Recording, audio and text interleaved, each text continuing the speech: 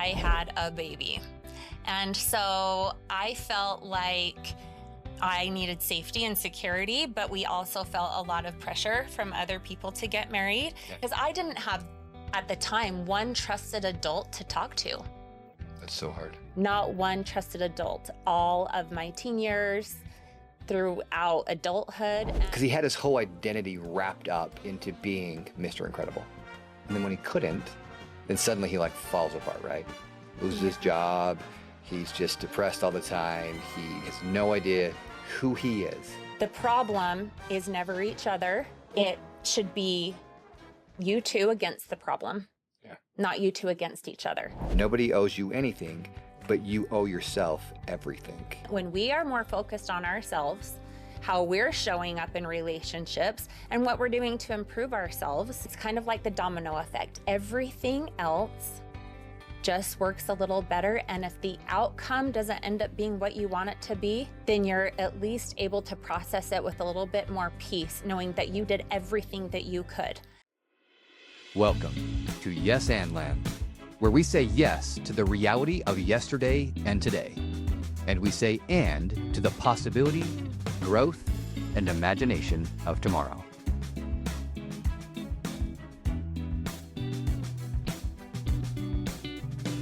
Welcome everybody to our next episode of Yes and Land. We are very excited today for our guest. Our guest today is Cassie Callister. She is a life coach. She has helped coach and assist many people through some really difficult challenges in life, help them to peel back the layers, make improvements to themselves, and ultimately then make improvements in their relationships. Yeah. And so we're going to talk today a little bit about that, what it's like to do some work on yourself, to help make some improvements, understanding more about yourself, which ultimately has benefits to the relationships in our lives. And we're going to do so today through an excellent Disney Pixar movie, which is The Incredibles, which is a great movie. Shows a lot about relationships, right? Yeah. Of Mr. and Mrs. Incredible. So that'll be really fun for us to talk about that today. Yeah, excited. So as we jump in, Cassie, tell us a little bit about, let's hear a little bit about your journey, kind of roll it like all the way back, like help everybody understand like who is Cassie, where did you come from, so we can kind of see the evolution of your journey. Yeah, thank you. So I grew up around here, typical, Utah gal. I got married really young and I had my own 3 kids. I've had 2 grandbabies. One of them passed away in 2022, but I'm still a Grammy. And I was divorced about 8-9 years ago.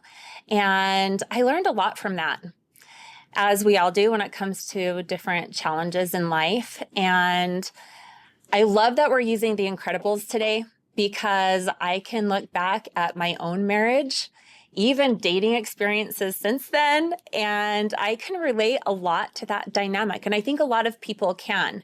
And so I don't know if we'll be getting more into divorce and relationships and things like that, but Definitely. I can say that looking back on my life, a lot of how I showed up in my marriage was based off of my environment that I grew up in and how I was raised. And so it's been really fun to study the psychology of my own life experiences and study just human behavior in general so that I can better understand my own behaviors, how I showed up in my marriage, how I didn't show up, and I can now help others in their journey.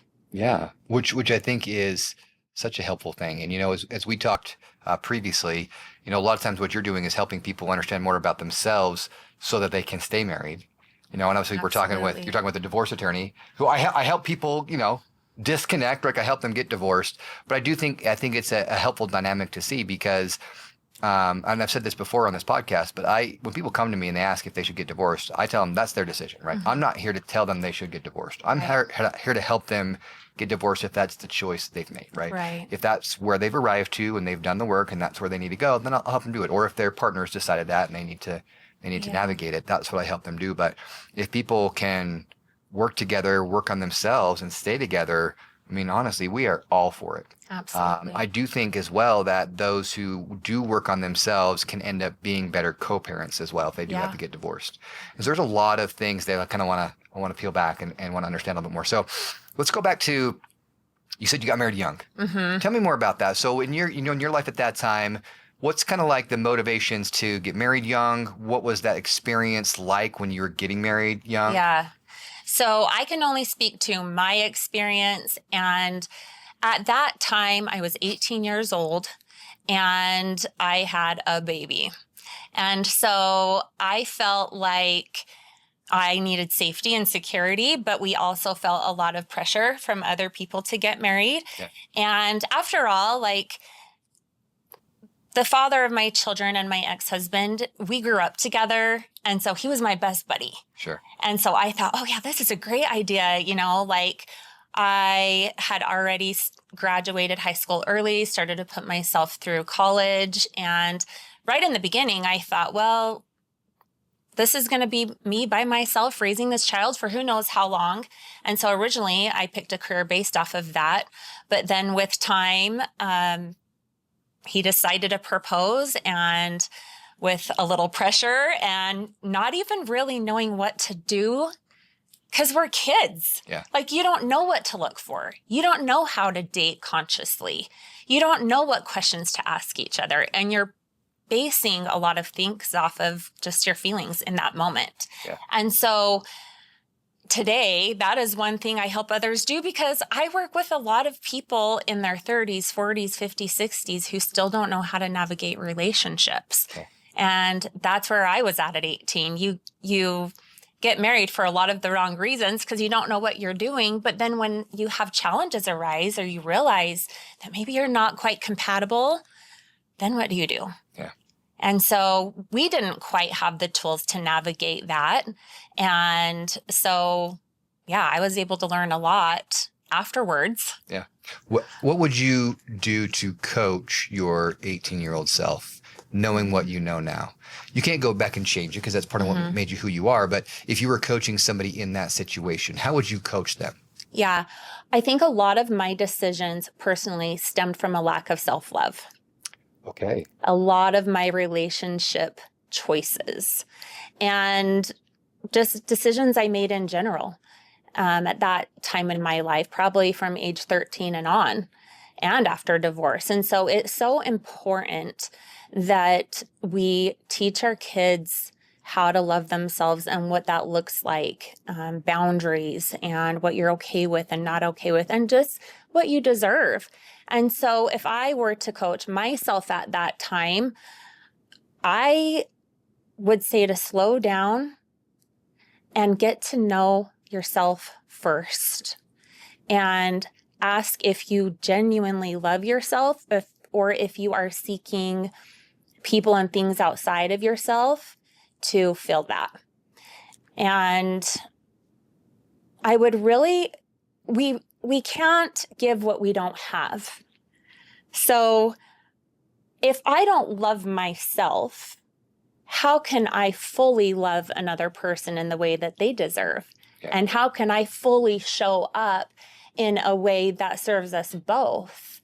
And so what that looked like for me in my marriage is, yes, I got married young. I didn't know who I was. I didn't really know what I wanted in life. But at the time, I had this gorgeous baby. I was getting my education. It seemed like the best thing to do. But there was no deadline. I didn't need to make a decision. And so I would also coach myself to slow down, figure things out, make sure that this is right for you. Maybe go to therapy.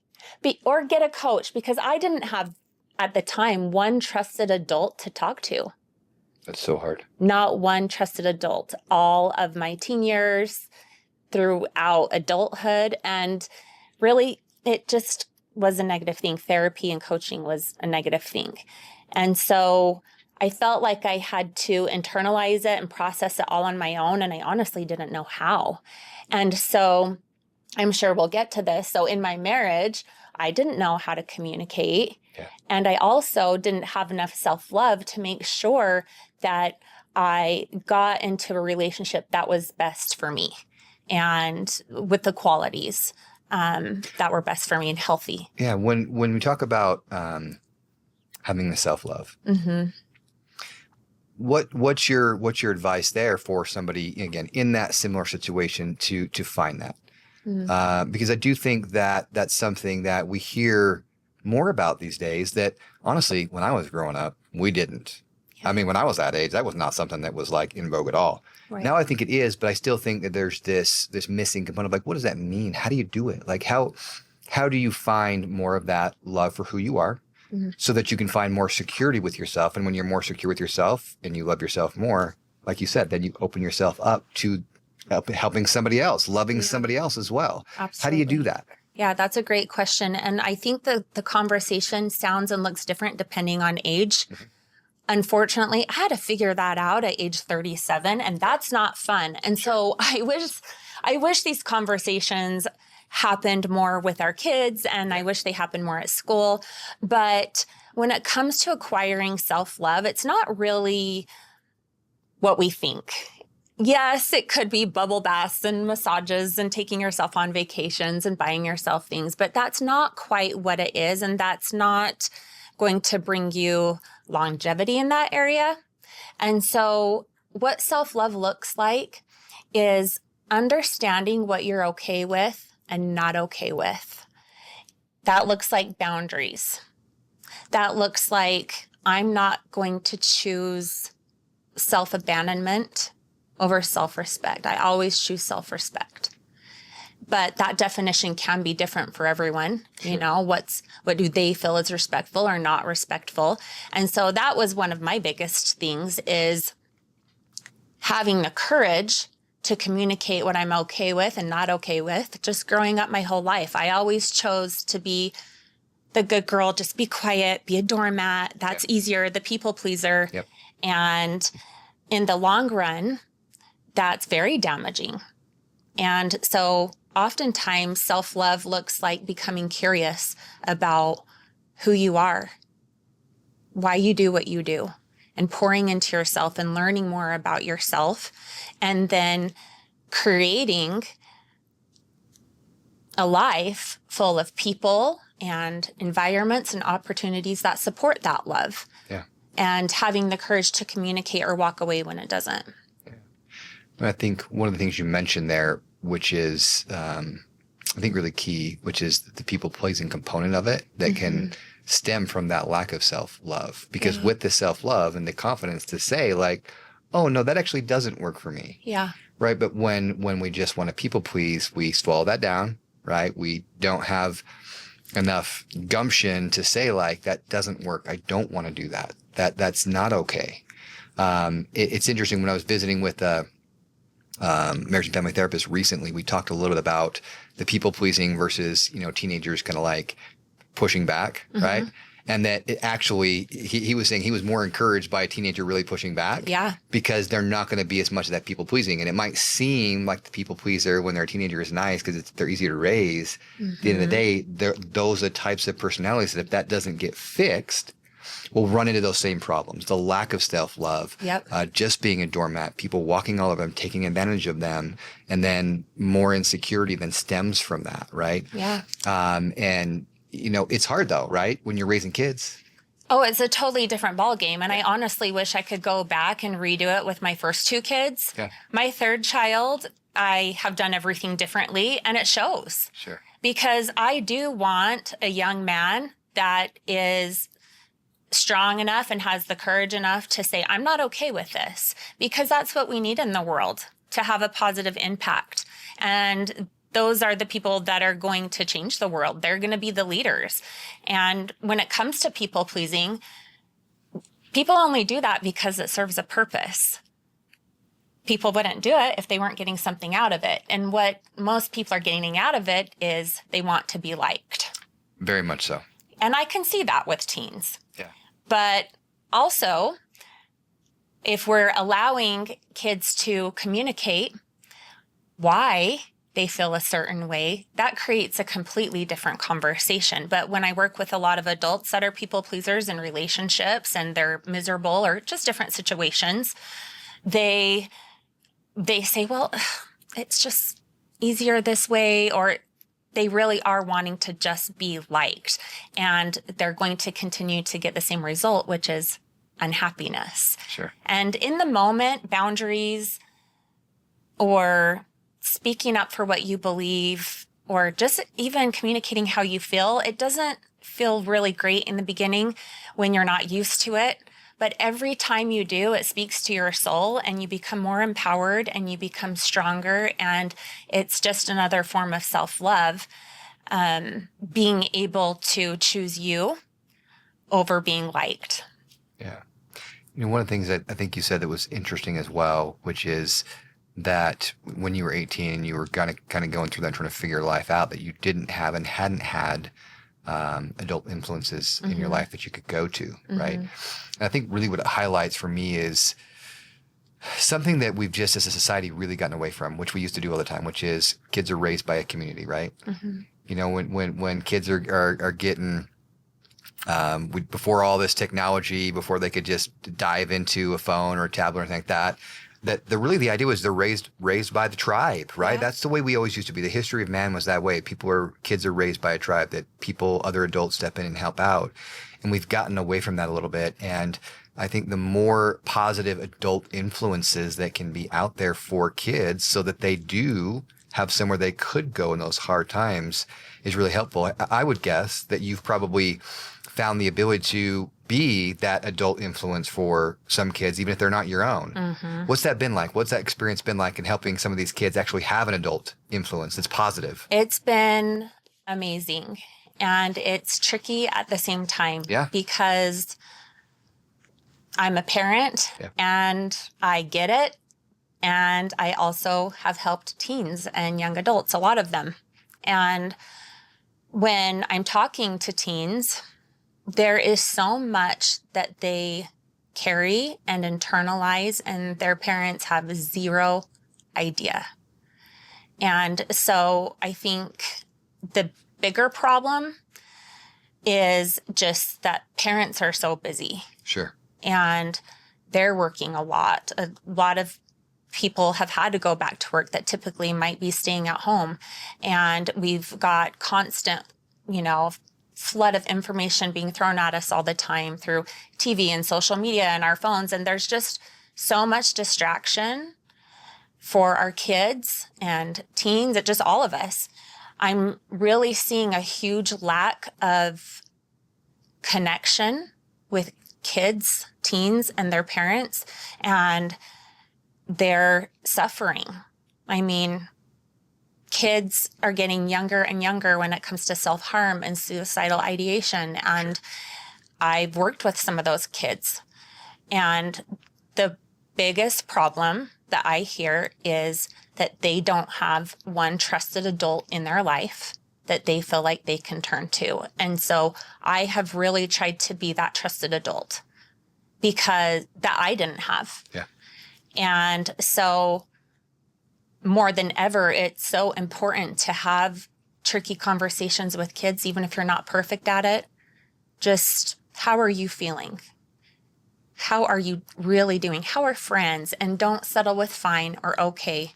And keep asking those questions and try to create that deeper connection because kids want it. Even if they're not great at communicating back, they just want to feel like they do have one trusted adult in their life. And it's different with parents because kids worry that they might have a consequence attached to what they share. For sure.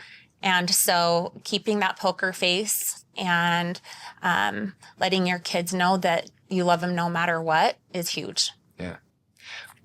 How do we create these safe spaces, safe communities for kids to be able to have those communications? Like, how do we do that?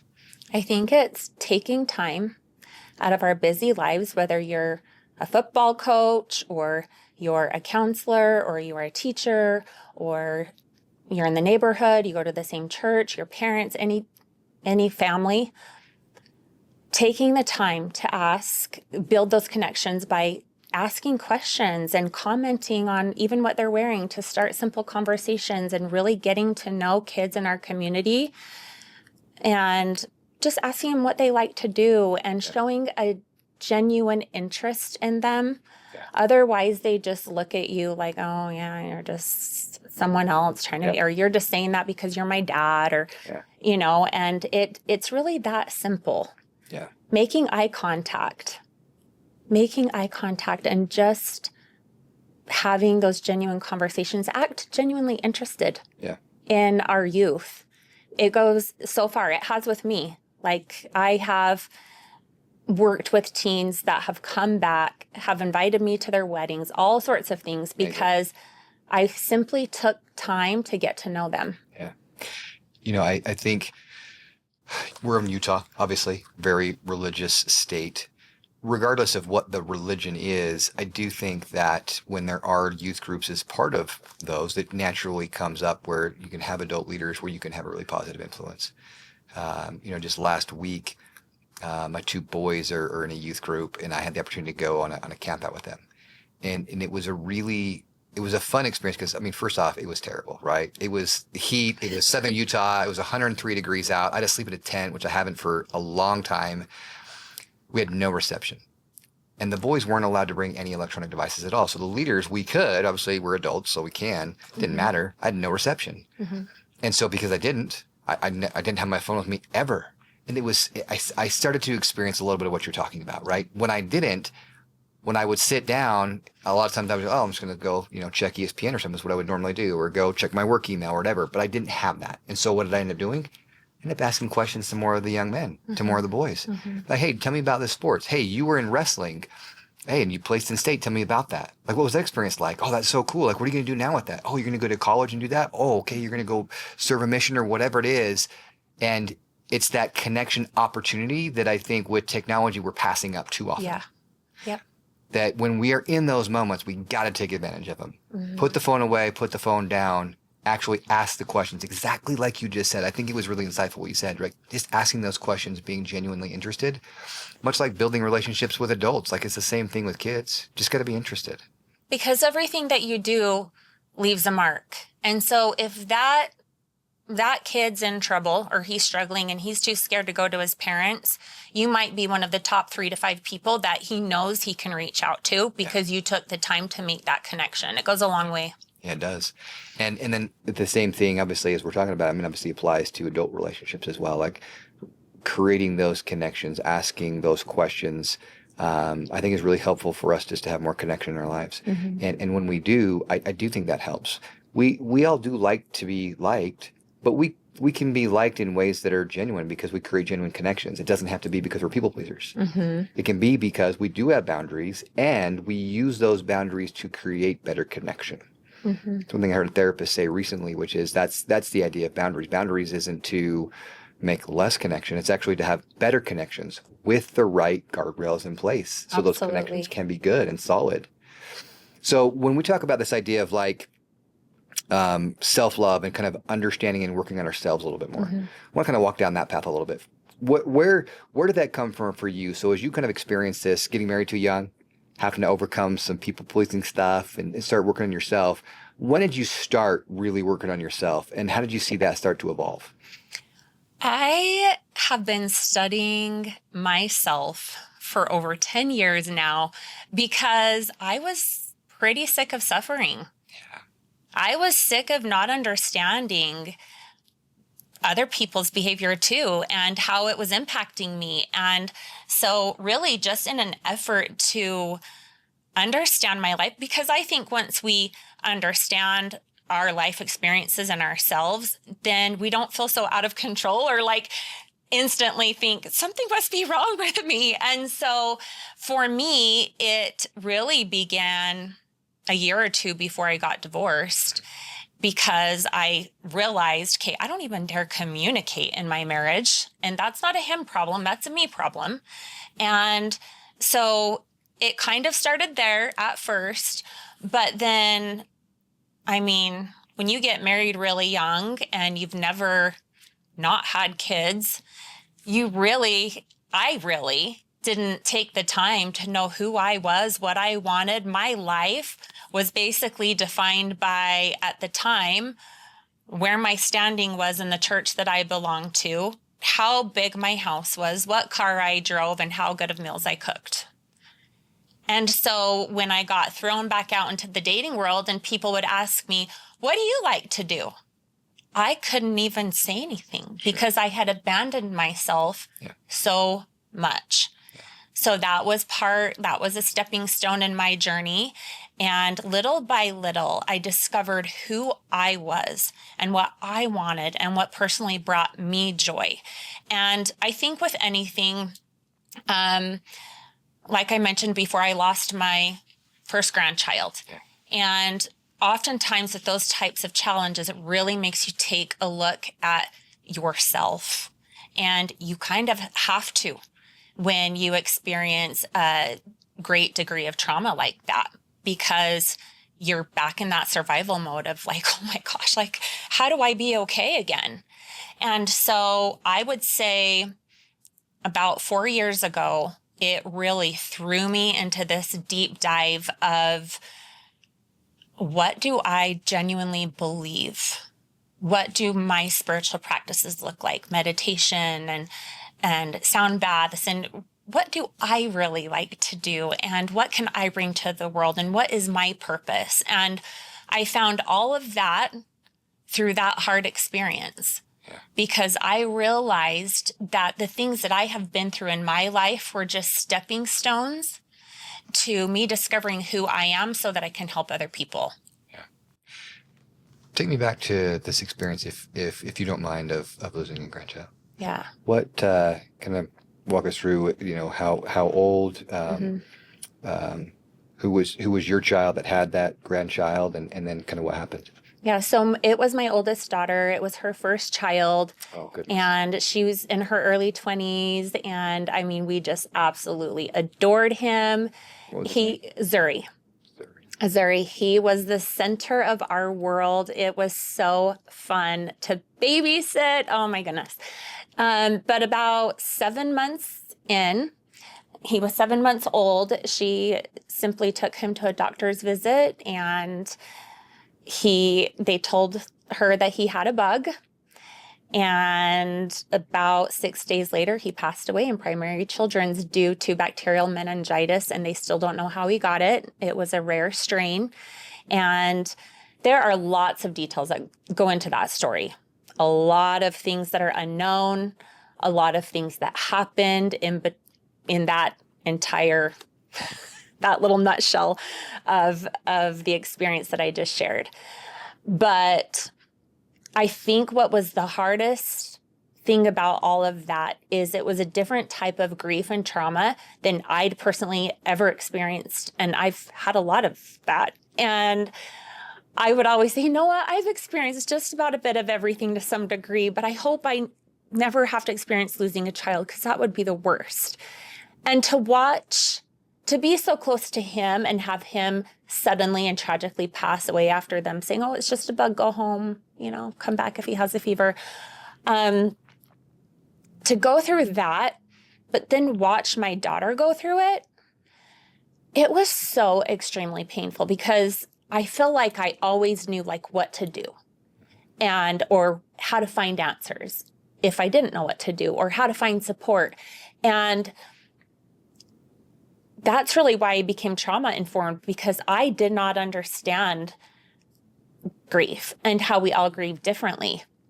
And I was taking it very personally in the beginning, and I didn't even understand my own behavior. Like, one day I'm super happy, the next day I can't stop crying. And so that whole experience was a complete nightmare. And I just can't imagine how she must have felt, because I know how greatly I was grieving and how traumatic it was for me. So I cannot even begin to imagine how she must feel and what she's gone through. And still today, I look back and I'm like, what could I have done better? And it's just really hard, because I still today, I'm like, okay, am I doing the right thing? And I think that's just that's a huge part of my work and how I help people being trauma informed, because we can't judge people based off of how they decide to process grief. Sure. And that can look a lot of different ways, whether it's divorce or death. And so trauma shows up differently in everyone, and everyone can exhibit different behavior. Some people will pull away and some people want to be around people all of the time. And it's trauma is a very complicated thing. And I was really surprised by how judgmental some people have been about how others process grief and trauma. And if I could say anything speaking to that, is that sometimes you don't need to say anything when somebody is grieving or hurting. Your presence is your superpower in that moment.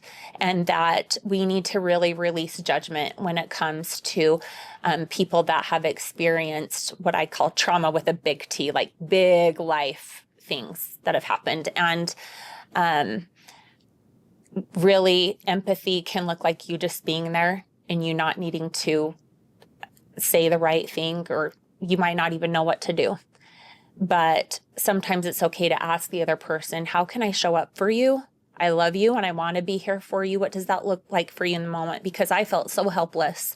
And I think it's important that when someone is processing something, to take the ego out of it and not take their actions personally. It's not about you.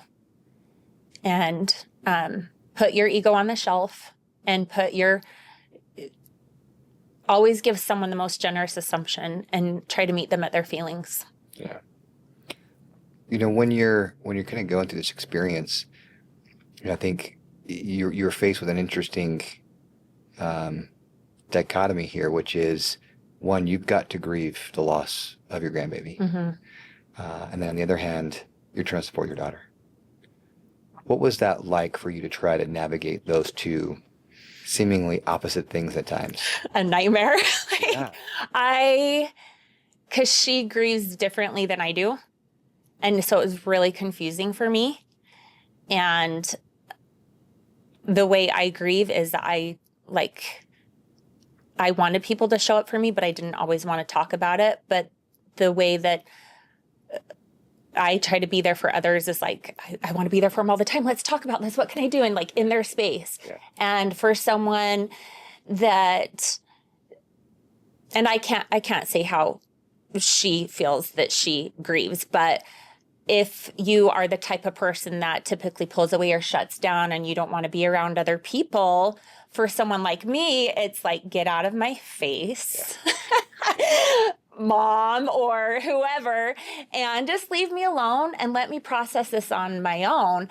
But when you're a parent or you're another family member or friend and you're seeing someone else grieve, like, you want to do something to help, sure, but you don't always have the answers. And so I felt like it was just a mess because I really was in survival mode myself. And when you are in survival mode, if you look at the psychology of things, you're in fight or flight. Yeah. You're in your animalistic part of your brain. You're not even in the front part of your brain, which is the thinking part of your brain. You can't problem solve. You can't make decisions. And so I was planning a funeral and doing all these things by myself while also not being okay, while also knowing she's suffering and not knowing what to do. And it just felt like trying to get through each day, like just take it day by day, minute by minute sometimes, and just draw on my own support system I had at the time, and definitely therapy, a lot of therapy. Yeah. So did you have, at that time, other adults that you could rely on to provide you support during that time? I had a lot of great girlfriends and family members that it's complicated because people that love you, they want to show up for you, but they also don't know what to say and they don't know what to do. And it's just awkward. And sometimes people are extremely offensive when they're just trying to say the right thing or they're trying to validate your feelings. And so, especially online, once people kind of saw this, what our family was going through and this little viral video, there were a lot of comments made to my daughter that were pretty offensive, but I know that it was people trying to be like, oh, hey, this happened to me too. And Sure. trying to validate her experience in that way. Besides just kind of being there for somebody, what did you find was the most helpful thing that people said? And then I'm also interested, what was the most hurtful thing that maybe people said, even if they were well-intended? I think the most helpful thing that people did was just ask how they can help. Just ask. Like, if you don't know, just ask and just be there. Like, in that moment, I didn't even know what I needed. Yeah. And I think the most offensive things that you can say to people that are grieving, regardless of the type of grief, is, especially with death, you'll see him again one day, or everything happens for a reason. Another one is invalidating someone's experiences by sharing your own. And what that looked like in her case was, oh yeah, I had a miscarriage and it was so sad. It's like, she was actually raising this child. Yeah. He had a personality. Yeah. And so I think when sympathy is very different than empathy. Empathy is like you're sitting with them in their feelings, even if you don't understand them.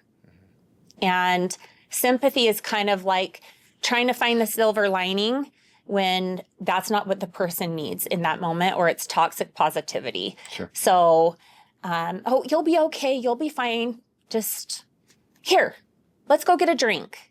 And just really trying to, I can see how, not everybody knows how to deal with someone grieving. And so that's their way of like trying to help, but it's really invalidating. And like I said, sometimes we just need to sit with people and acknowledge, I don't know even what to say or do, but I'm here and I love you. And I can't imagine what you must be going through right now. Yeah. The thought occurs to me, one of the things you said is that just, letting them know like, hey, what can I do to help? And I think if I could add to that, and I'd love your take on it, maybe also adding like, what can I do to help? And if it's nothing, that's okay. Mm-hmm. If it's just be here with you, that's okay. And if it's that you just need to be alone, that's okay too. Because I think sometimes what I've heard, the feedback that I've heard from other people is when everybody's asking what they can do, it's like, I don't know, then it puts a burden on me to try to figure out what you can do to help. And I don't know what you can do to help, right? Like, I just need to be alone, or I just need, maybe I just need you just to be here, not, pepper me with questions. Mm-hmm. And I do think that like being present with somebody, you've said it a number of times. I think it really hits home for me. I think it's exactly right. I think sometimes just being there. Yeah. We don't have the right things to say. Nobody knows exactly the perfect thing to say. We don't know. Mm-hmm. We can all try, and we try imperfectly. Sometimes it's just being there. Absolutely. Yeah. And that can carry a lot, a lot of like impact, just having that person know that you're there, that you're not judging.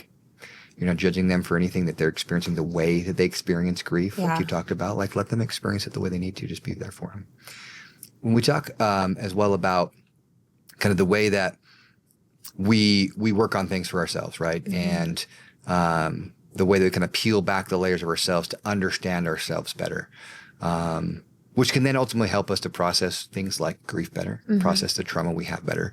This is where when we start talking about especially like marriages and how people communicate and working on themselves. It's why we talked about doing The Incredibles, because it's such a good example for us to look through this lens. So I wrote down a couple of quotes from the movie that I kind of want to ask you about, as well as some others from some people that we both done a lot of reading of, like John Gottman. But let me first take you to a quote from Helen Parr, who's Mrs. Incredible, and she's talking with Bob, right? And one of the things she says to him I think was really interesting. She says, "I love you, but if we're going to make this work, you've got to be more than Mr. Incredible. You know that, don't you?" Because he had his whole identity wrapped up into being Mr. Incredible. And then when he couldn't, then suddenly he like falls apart, right? Loses his job. He's just depressed all the time. He has no idea who he is. It's kind of sounding a little bit like what you experienced, right? Yeah. You're just doing things for somebody else all the time. Don't really know who you are. And so he's kind of lost in these moments. And so how many times what do you think it's like for people when they kind of find themselves in that experience of like, they thought that this was the thing like you had, and then kind of realized like, oh, like being Mr. Incredible or being who everybody else wants me to be all the time is actually not it. That's not what's going to bring me connection in this life. Yeah. So my brain is going all different directions because when you're speaking to that, I'm just thinking about how actually men and women are so different. And that I think it's more about men and women understanding their differences and being okay with that and trying to meet each other's needs over saying, hey, you need to change, because control is not love. Authenticity is love. And so we need to be okay with the way our person is, when we met them.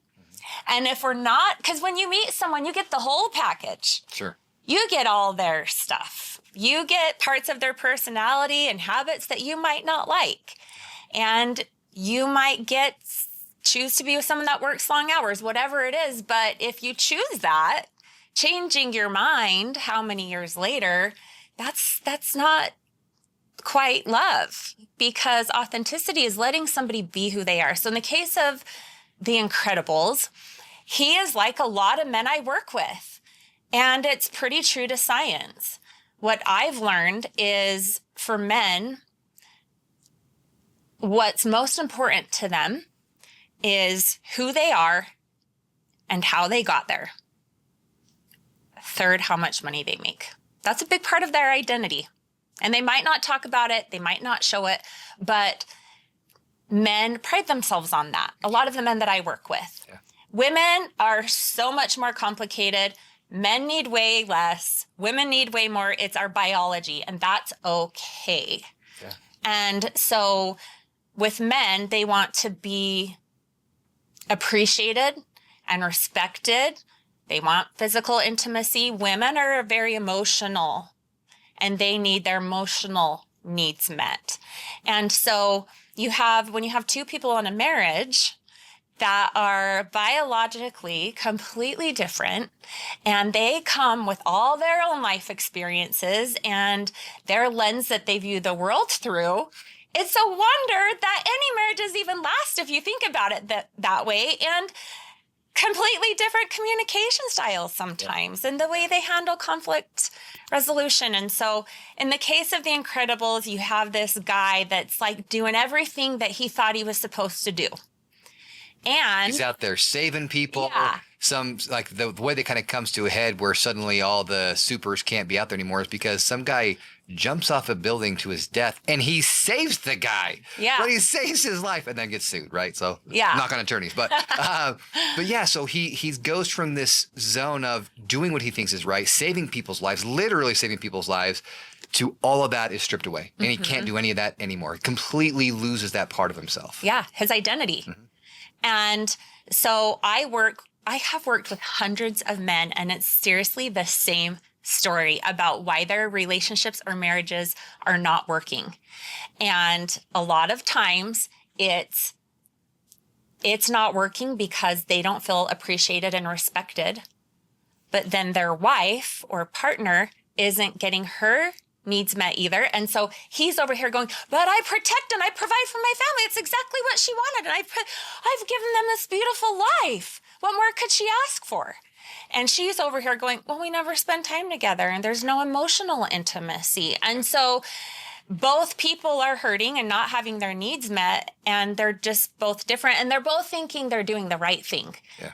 And so in the case of The Incredibles, it's just a lot like these men that I work with. And sometimes even men, I don't know if you have ever read the book Man's Search for Purpose, but a lot of times when men get older, if they happen to be divorced, their kids start to grow up and leave the house, they really struggle, because if they are divorced and they're not in a relationship, they don't feel like they have someone to protect and provide for.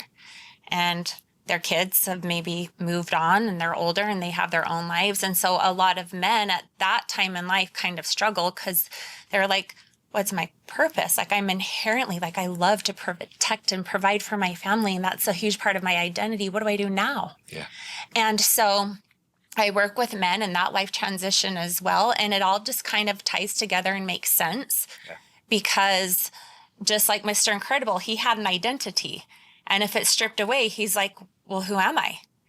And I think the biggest thing about that movie that I love is something that I think everybody deals with, which is sometimes along the way, we forget that we're a team.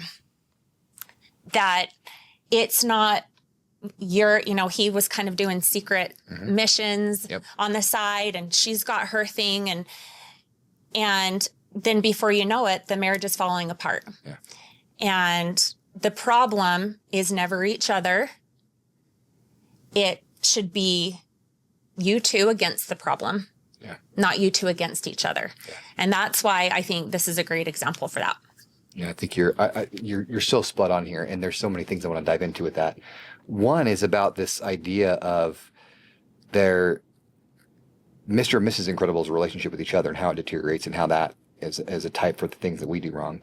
And part of it is this quote from John Gottman that I love, where he said, "Trust is built in very small moments, which I call sliding door moments. In any interaction, there's a possibility of connecting with your partner or turning away from your partner. One such moment is not important, but if you're always choosing to turn away, then trust erodes in a relationship very gradually, very slowly," right? Mm-hmm. Where a lot of times we'll hear this idea of like, okay, well, I'm sitting here providing, I'm doing all these things, and then you turn around a few years later, and then you're not communicating at all, and neither partner's needs are being met, and it's not communicating, and it's built on all these times of just turning away when those opportunities come up rather than turning to each other, right? Yeah. The two of you against the problem. And so Mr. and Mrs. Incredible, right? That's what they do. He's turning away from her, doing a secret mission. She's turning away from him and, trying to focus on them, not using their superpowers and taking care of the kids. And they're just not communicating at all, right? They're not meeting in the middle. They're not encountering these problems. They're doing them totally separately. So kind of want to get your take on that of like, building the trust in these relationships so that you actually turn to each other to encounter the problems. Yeah, there are a lot of ways to do that. And I think it's very situational, but I think it starts with creating safety around conversations that have to do with that. So if every time your partner comes to you, you get defensive when they want to bring up something, they're probably going to stop doing it. Or if on the flip side, when you approach them with some troubles that you're having about something, if you don't know how to communicate that as a loving truth teller, then your partner is not going to want to engage. And so I think trust first starts with being able to communicate in a loving, healthy way where both people feel seen and understood. You don't have to agree, and you don't even have to completely understand the other person, but validate their feelings, or validate their experience of the situation, because you can see things differently, but validate their experience and then try to understand them and just get the conversation going, because nothing can ever be resolved in a relationship if you can't first speak about it. Yeah. So I love that you went there, because what I had written down next in my notes is for us to have you put on your coaching hat with Bob, with Mr. Incredible, because so he can't be a super anymore, right? And so he's at this job that he hates, and then he gets fired. And then he doesn't tell Mrs. Incredible. Yeah. He doesn't tell her. So let's say in this moment, Bob came to you. Mm-hmm. He's like, Cassie, I need some help. I need some coaching. What would you coach him to in those moments to help trying to work on himself, and then also, make sure he's building on positive communication and ability to communicate with his wife? Yeah. So I would do a lot of things with Bob. Good. So I would do a lot of things simultaneously. So I would have Bob really make a list of his qualities, because I think sometimes if you've ever encountered job loss or things like that, it can chip away at your self-worth. And I see it a lot too with men that have betrayal trauma. And I like to remind men of who they are, because When you have crappy things happen, it's really easy to self-blame, and it's really easy to tear yourself apart because you can control that. So people will just tell themselves all sorts of stories. I like to empower men by reminding them of who they are, not just their inherent qualities that they were born with, but the value that they've added to themselves along the way. I also like to challenge their core beliefs and challenge the narratives that they're telling themselves about a situation. And sometimes, maybe in Bob's case, it would be, oh, she's going to be so mad at me. She's going to want to leave me. I'm such a loser. I don't even have a job. I can't provide for my family. I suck, whatever it is. Yeah. And I would challenge him on that and say, do you really, are you really going to get a divorce? Do you know that 100% without a shadow of a doubt? Do you know that's what's going to happen? The answer is usually no. Or if someone says, oh, I think it might, I say, okay, what evidence do you have to support that? That thought is 100% true. That story that you're telling yourself. Usually it's not any evidence. And so a lot of times we get ourselves so worked up and so upset based off of a bunch of thoughts that aren't even true. And so that's one thing that I would do with Bob and that I do with all my clients is challenge the thoughts that you're thinking that are creating certain emotions that are leading you to spiral and just flounder and not know what to do. Because once we can control our inner world and our thoughts, we can control our outer world, including our relationships. And so I would also teach Bob to get out of that black and white thinking and that doomsday thinking that the worst thing will always happen. That's another way of challenging beliefs that I believe we always tend to assume the worst. And if we can really play through from beginning to end what might happen, at the end of the day, we'll live. We'll still be alive. It's okay. We can do it. And so those are a few things I would start with. But yeah, Bob and Helen there are lots of different directions that we could go with that. Yeah. Well, and then they continue to evolve in this, which is why I think it's such an informative movie to watch for a relationship dynamics and the way that things play out. A little bit later, after Bob goes on these secret missions and then it kind of gets exposed and then suddenly his family's trying to help and it's looking bleak, right? Yeah. Before they ended up being able to prevail. And when it's kind of looking bleak and he's talking with his wife, he looks at her and he just says, I'm not strong enough. Mm-hmm. And I think it's right in line with what you're talking about where, when his identity was, I'm protecting, I'm serving, I'm providing, that's now all taken away. I start to get that back. But because they haven't fully resolved their relationship, right? He was still hiding things. He was still not fully communicating with her and having that trust. Now he's feeling the culmination of it's too much. I can't do it. I'm not strong enough. I'm not strong enough. Yeah. And so what would be your advice then? So now he's kind of gone through all this stuff. He's realizing that he actually does have a purpose. But he's feeling like he's not strong enough to be able to handle this situation. Yeah. So what's really cool about that part and something great that Bob did that I want to make sure that I told him he was just excellent at is finally being transparent. Because I forgot to mention that a minute ago, transparency will always invite emotional intimacy, even if it feels scary. Always go with transparency over being comfortable. But along with transparency is when he was vulnerable. Vulnerability doesn't feel great either because vulnerability exposes you to possibly getting a reaction that might hurt. Or with some men feeling shamed for being vulnerable because a lot of men grew up with, you don't cry, suck it up. And so I would definitely compliment him and make sure that he was able to acknowledge that he did the right thing. But moving forward after being vulnerable, I think it's not all on Bob anymore. it's on Helen Sure. to thank him for being vulnerable and providing.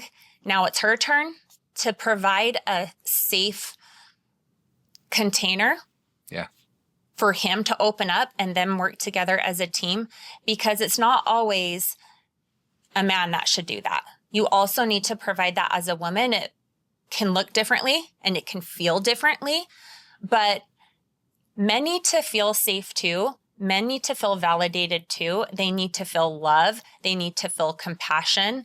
And they need to know that when they're not 100%, well, that they don't even have to be 100% all the time. Yeah. That's not even realistic. Yeah. Some days he might be 80 and she's 20, and other days she might be the 80 and he's the 20. And so I think now she needs to put on that hat of like, okay, thank you for sharing this with me.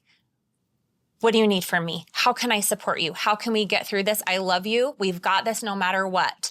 And I think that's why a lot of people hesitate to be vulnerable or share, be transparent, is because they're so worried that the other person is going to leave them. And in this case, like Helen could have, I don't even remember what she says, but she could have said all sorts of things to where he would shut down and spiral even more. Yeah. And instead, what Helen and then ultimately the kids do too is they all show up for him.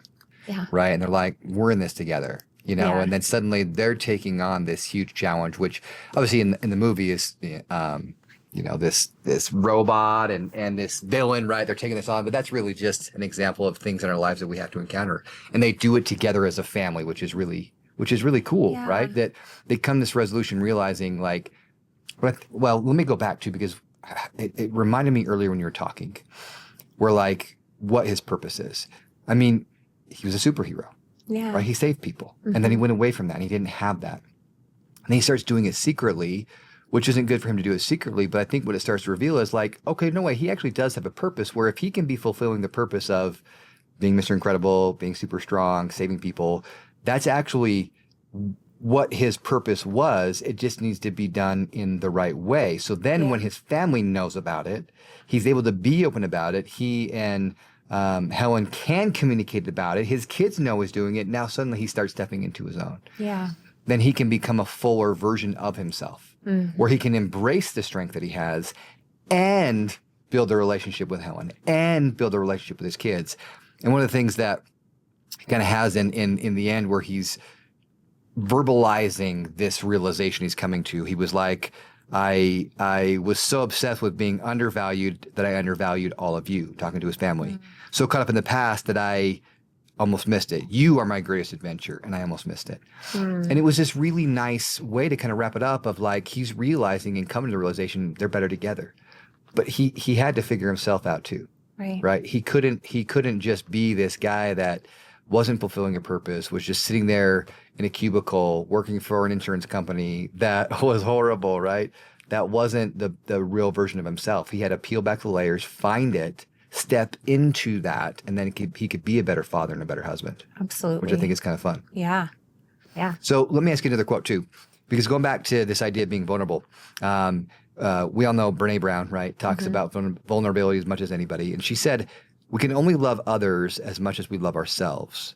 Shame, blame, disrespect, betrayal, and the withholding of affection damage the roots from which love grows. Let me get your take on that quote. I love it. I love her. I strongly believe in that. And I believe that by creating emotional safety and vulnerability, it invites more of that.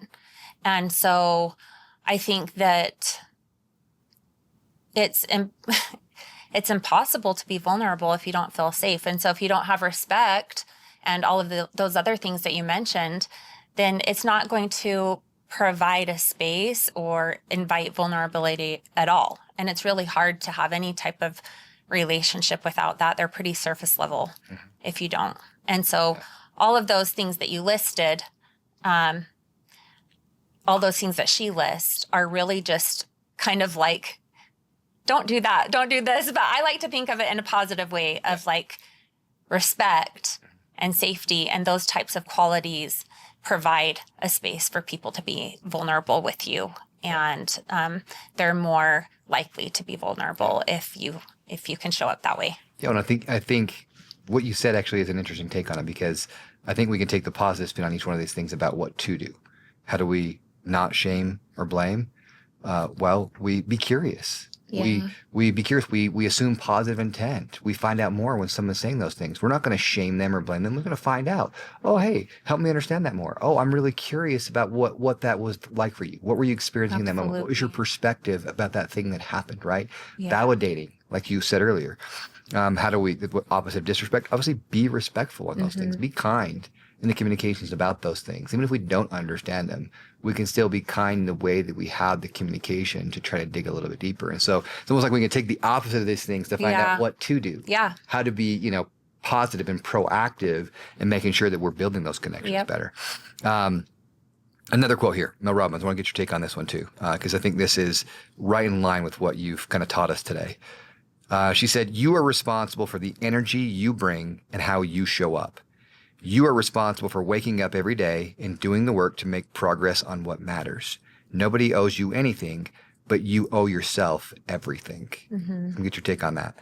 So when I hear that, I think about accountability and self-awareness.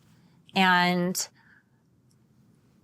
it all kind of ties into the let them theory that she created as well. But she's right. She's absolutely right. We cannot control another person. We cannot make them feel the way we want them to, show up in the way that we want them to. But when we focus on ourselves and what our contributions are to our relationship or lack thereof, or what maybe our contributions were to a challenging conversation or argument, when we are more focused on ourselves, how we're showing up in relationships and what we're doing to improve ourselves, then everything, it's kind of like the domino effect. Everything else just works a little better. And if the outcome doesn't end up being what you want it to be, then you're at least able to process it with a little bit more peace, knowing that you did everything that you could.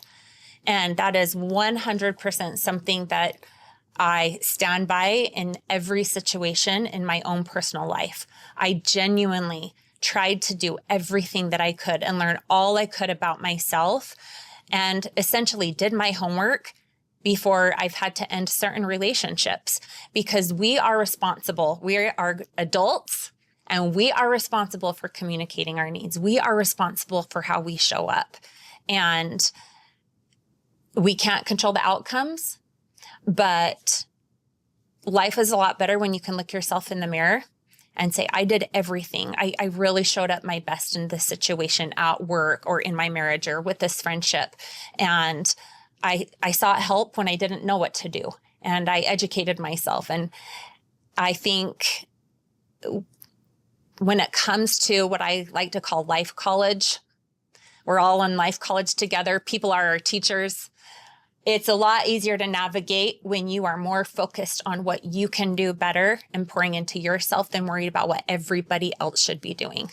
Take your finger, point it back at you instead of blaming other people for how you act or how you show up in the world, and focus on what you can change.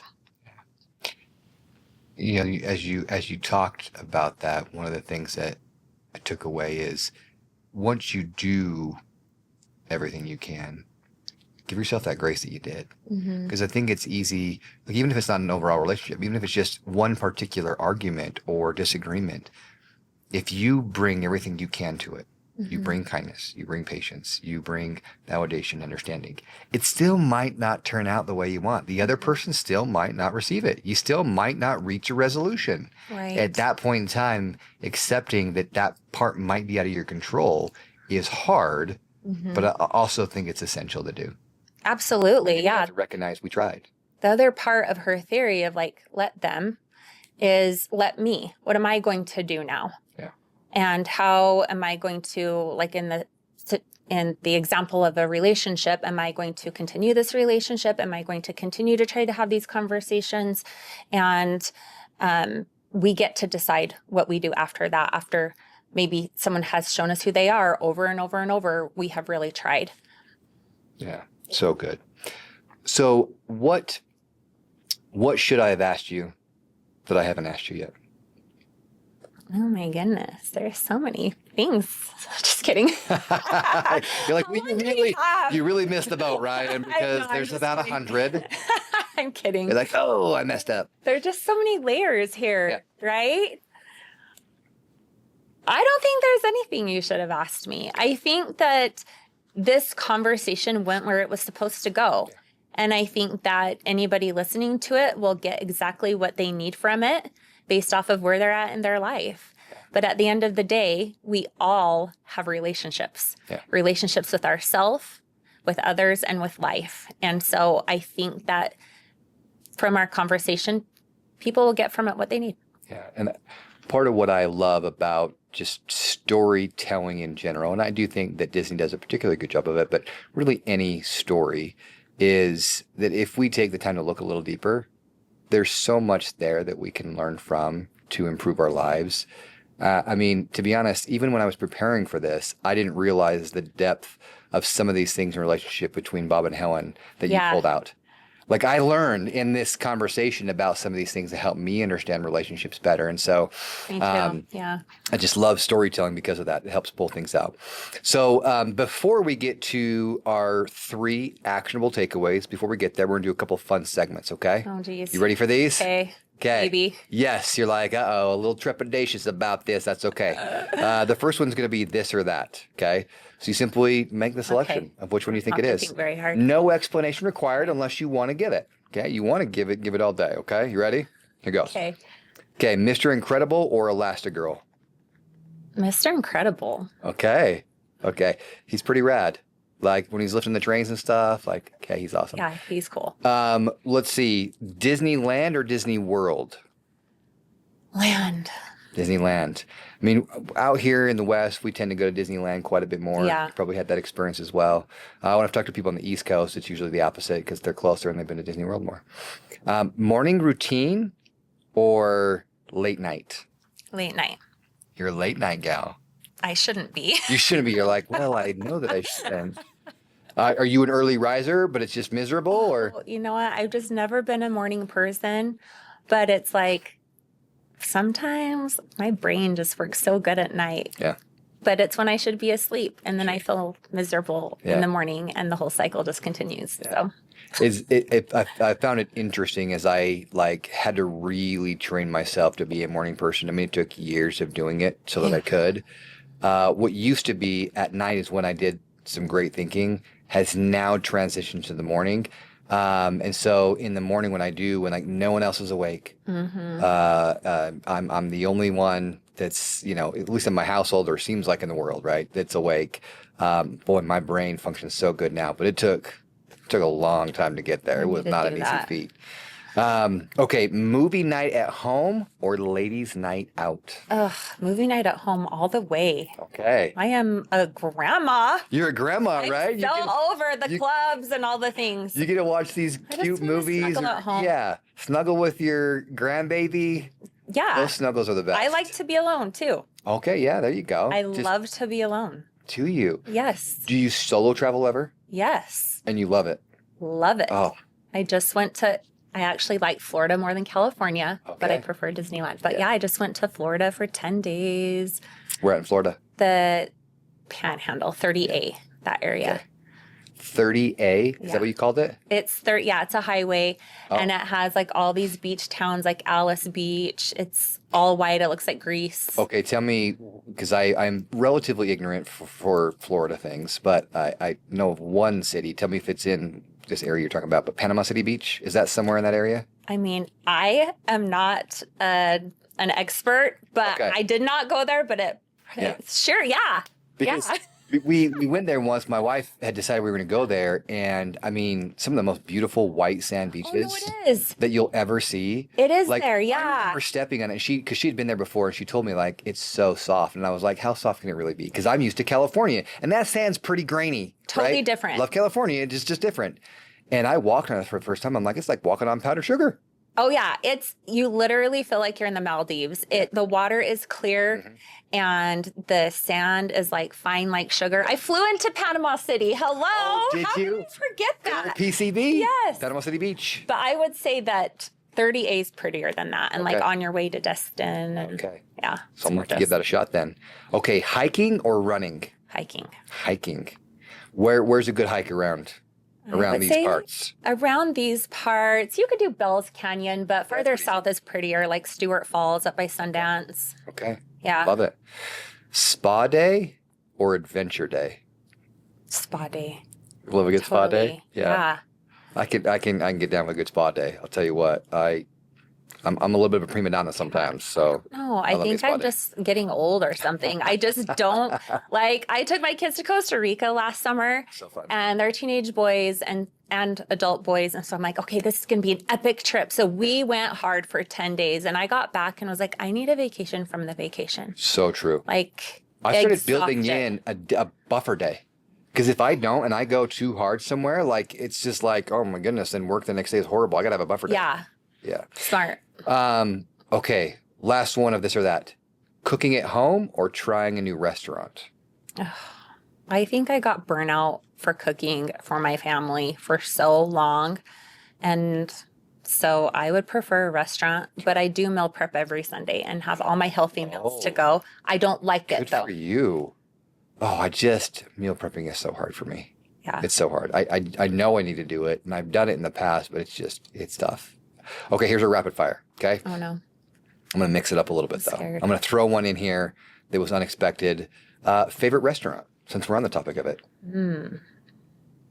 It's not even going to be one you guys know because it's like a little podunk Mexican restaurant. Amazing. Let's hear it. Mi Rancherito Where at? in Payson, Utah. In Payson. Got to go down a little Chips and Payson. salsa with a Diet Coke. Oh, so It's good. great. Mi Rancherito. Okay, because there's a Mi Ranchito just down the road Not here, that. which I do love. Los Hermanos too. Los Hermanos? In Provo. It's Okay. great. Some good ones. But the farther you go, the Mexican food isn't as great. Okay. There are phenomenal restaurants in Salt Lake County in this area. It's true. But There are some really, really good Mexican ones. restaurants are down south. Okay, I love it. Favorite Disney movie? People are going to think this is lame, but I'm owning it. Emperor's New Groove because it's like the only one that makes me laugh out loud. Yeah, I love it. We talked about this earlier, but like it is such a cult classic now. It has just gained so much momentum. Like people love that movie. I don't like, even know if so it's much. represented at Disneyland, but it's like, it's funny. It's not, but kind of. I'm gonna say why it's kind of because the guy that played Putty in Seinfeld, he was a voice in Emperor's New Groove, and then he's the guy that's like the intro guy for Soren, Okay. who I love. His voice is so distinct. I think is it Grok or Gronk? Yeah. Whatever the character is, he does that voice, and he's just got such a great voice that's so distinctive. I love that guy. Favorite Disney song? This is a hard one. I should have prepared for this one. I don't think. I don't want to say the cheesy one that's on my mind right now. Let's hear it. Okay. I've heard so many cheesy ones. I'm not saying this is my current favorite Okay. song. I'm just saying I remember being a teenager Uh-huh. and I vividly remember being in my bedroom. I don't know how old I was. We're going to say young teen so I don't sound so lame. In my room singing Colors of the Wind from Pocahontas. I It's a just great felt song. so cool singing that. It's a great song, though. But I'm not saying that's my favorite song. Okay. I got to do some research. Still a great song. Like Pocahontas, like the movie itself was okay for me, but the songs were really good. Like when I listen to them now, like my kids really like them because it's got some great songs. And Colors of the Wind is one of those excellent songs. I don't fault you for it. Might not be your favorite, but I don't fault for it being pretty high. Favorite Disney princess? Oh, I used to always dress up as Cinderella and Tinkerbell because it was just easy. Yeah. Kids of my blonde hair. So I'm going to say those two. Well, Cinderella's a classic. Many people have Cinderella as their favorite Disney princess. Favorite podcast you are listening to right now? Oh, I have so many. I would say Gabrielle Bernstein's Dear Gabby podcast. Dear Gabby. Mhm. Okay. I have not listened to that one. Going to have to add it to the mix. I don't know if it's your thing, but Oh, what is it?